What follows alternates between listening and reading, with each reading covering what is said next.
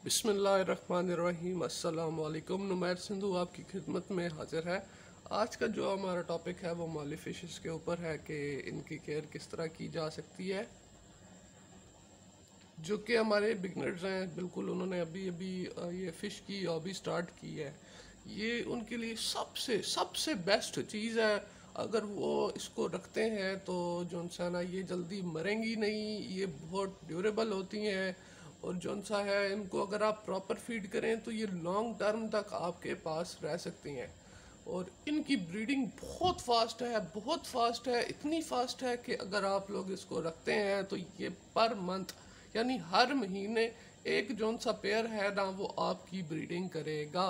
और एक टाइम में ये 50 से 60 बच्चे देती हैं। जी हाँ, 50 से 60, और इससे भी ज़्यादा कभी कभार दे देती हैं। ये फिर आपके रखने के हैबिट पे डिपेंड करता है कि आप उसको क्या प्रोवाइड कर रहे हैं, फूड उसको दिन में कितनी दफ़ा दे रहे हैं।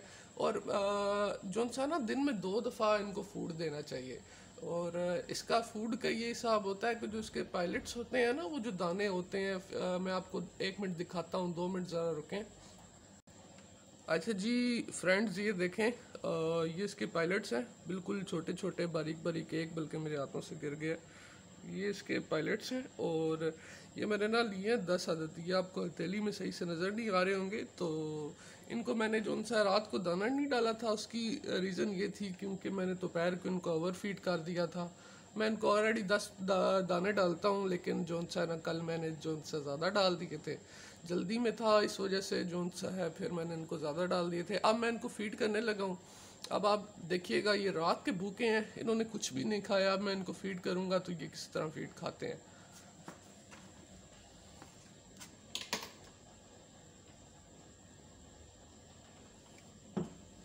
ओके जी, देखें फ्रेंड्स, मैंने ये डाल दी है पायलट्स को पानी के अंदर। आपको विजिबल हो रहा होगा कि ये किस तरह जो सा ना फुर्तीली हो गई हैं। तो पहले किस तरह थी और अब स्वयं किस तरह कर रही हैं। तो जैसे ये पायलट्स नरम पड़ेंगे, ये इनको थोड़ी देर में ही ना 1-2 मिनट में चुबा के फारिग कर देंगी।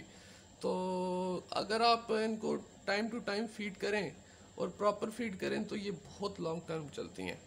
तो जौन सा ना बकाया इसके अंदर आपको ना जो मेल फीमेल का हिसाब है वो आपको किस तरह रखना है वो मैं आपको क्लियर कर देता हूँ। अगर तो आपके पास एक मेल है तो उसके साथ कम से कम 2 या 3 फीमेल रखें, 2 या 3 फीमेल रखें, मतलब ये फार्मूला लेके चलें आप। तो और अगर आपके पास 2 मेल हैं और एक फीमेल है ना, अगर फीमेल्स कम है, मेल की क्वांटिटी ज़्यादा हो गई है, तो फिर आपके लिए मसले वाली बात है। मछलियाँ एक दूसरे को मारेंगी, एक दूसरे को मेल जोन सा ज़ख्मी करेंगे और एटलीस्ट आपका एक मेल मर जाएगा। तो ये आपने कतन नहीं करना, आपने जोन सा है प्रेफर इसी को करना है। अगर आप मॉली फिशेस रख रहे हैं, कोई भी फ़िश रख रहे हैं, अगर आप कोई भी फ़िश रख रहे हैं, कोई भी मतलब कोई भी एक नस्ल है, आप कुछ भी किसी भी ब्रीड की आप लेके आ रहे हैं ना, तो आपने कोशिश ये करनी है ब्रीडर जोड़ों को हमेशा एक मेल 2 फीमेल की फॉर्म में रखना है। इससे आपके जोन से है ना ब्रीडर पेयर और लॉन्ग टर्म चलेंगे और हैप्पी रहेंगे, एक एक्वेरियम में खुश रहेंगे। तो बकाया आप देख रहे हैं जैसे कि मैंने ये यहाँ पे पावर हेड फिल्टर लगाया हुआ है। तो मैं जोन सा हूँ ना बिल्कुल ही जोन सा ना कॉम्प्रोमाइज़ नहीं करता ऐसी चीज़ों पे। तो ग्रेवल वाला फ़िल्टर नहीं लगवाया, उसकी वजह ये है क्योंकि ये जो बिजली आप नीचे देख रहे हैं सारी मुझे हर महीने साफ़ करनी पड़ती थी, वो अजाब था। तो इस वजह से जोन सा ना मैंने ये पावर हेड फ़िल्टर लिया है और इसकी कॉस्ट मुझे तकरीबन 1500 अराउंड पाकिस्तानी रुपीज़ ये 2021 में पड़ गई है। और इसका मुझे बहुत फ़ायदा है। अभी मुझे तकरीबन इसको लगाए हुए 15-20 दिन हो गए हैं और ये क्रिस्टल शाइन जोन सी होती है ना एक्वेरियम में, वो मुझे प्रोवाइड कर रहा है। तो जितना भी इसका गंद है ना वो इसके अब फ़िल्टर में जो ऐड हो गया है। इसके ऊपर मैं एक अलग वीडियो बनाऊंगा कि आप पावर हेड फ़िल्टर किस तरह लगा सकते हैं, इसके क्या बेनिफिट्स हैं और क्या डिमेरिट्स हैं, और इसकी सफाई के तरीका भी बताऊंगा। आज की वीडियो में बस इतना ही था। अपने भाई को दीजिए इजाज़त। अस्सलाम वालेकुम, अल्लाह निगहबान।